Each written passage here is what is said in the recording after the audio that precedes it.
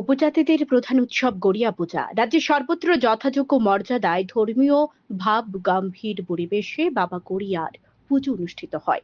রাজ্যের উপজাতিদের প্রধান উৎসব গড়িয়া পূজাকে কেন্দ্র করে রাজ্যের সর্বত্র ব্যাপক উৎসাহ উদ্দীপনা পরিলক্ষিত হয়। ধর্মীয় ভাব গম্ভীর পরিবেশে রাজ্যের উপজাতি অংশের মানুষ বাবা গড়িয়া পূজা যথাযোগ্য মর্যাদায় পালন করে। আগামীকাল গড়িয়া পূজা।